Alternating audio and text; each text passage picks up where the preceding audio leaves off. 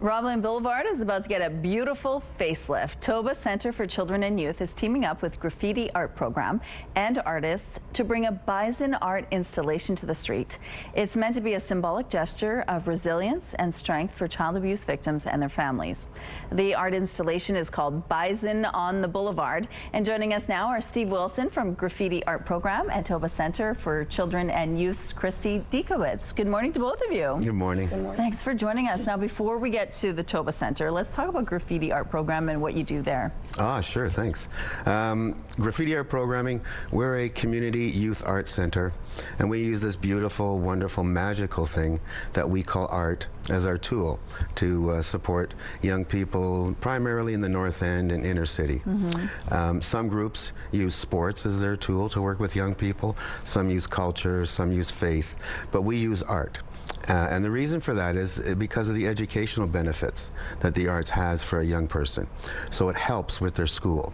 And when we're talking about the North End, we're talking about graduation rates at around 65%. So anything that can be done to help a young person get through school, make it easier for them, that's what we're all about. That is amazing. And now let's take it to the Toba Center. What do you do there? Well, we're a wraparound child abuse response center, a child advocacy center, so we're a one-stop shop in Assiniboine Park where when children and families are going through an abuse investigation, we have all the supports there to help them through that process, from police to child welfare to medical response to dogs to support staff.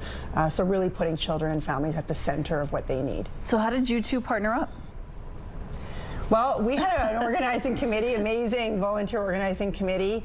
Lorraine McAboric, John Boxall, Ken Talbot, who came up with the idea of doing Bison on the Boulevard. And, you know, we wanted it to be something authentic to Toba Center in addition to sort of the symbolism of the bison. And so reaching out to artists in the community, having the opportunity to reach out to Steve and Graffiti and say, how do we get youth involved in sharing this story and making this project into something? I don't know that we knew every step of the way how it was going to evolve, but we knew we wanted it to have youth involved in putting this project together. Okay, so Bison on the Boulevard, it's literally giant bisons, right? Tell us a little bit about this art installation. Well, you know, it's going to be one of the largest art installations that this city has seen in quite a long time. Okay. 26 large concrete bisons, about 8 feet by 5 feet tall, all painted by 26 individual artists. So it's going to be a spectacular art installation. That is incredible, and you really can't miss them, right? So it's really going to transform Roblin Boulevard. Well, I'm not an artist, and seeing what these folks came up with is absolutely unbelievable, because the only guidance that was provided was this is an installation to tell the story of Toba Center, whether it's resilience, childhood, community, the power of community.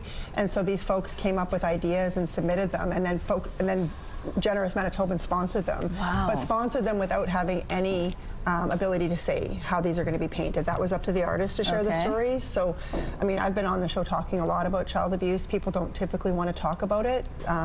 It's a difficult subject matter. So to have the beauty of art share the stories at our Toba Center, there's something magical happening, and I'm overwhelmed by the creativity and the talent in our community, just overwhelmed. So Bisons on the Boulevard, when can people start seeing these popping up? Well, they're going to start seeing them today. They're going to be trickling in, and Wednesday, they'll be fully installed on Wednesday, and there'll be more of an announcement, and then they're going to be there right through summer, so folks can go down and take it in, like really take them in. Cool. There's a website supporting it at thetobacenter.ca where they can go and they can read about each of the artists, each of the sponsors, and a bit more from each of the artists on what their vision was when they were painting these incredible beautiful things. Well, thank you so much for sharing this with us, and I can't wait to see them in live action when they finally get installed. Thank you to both of you. Thank you. Thanks.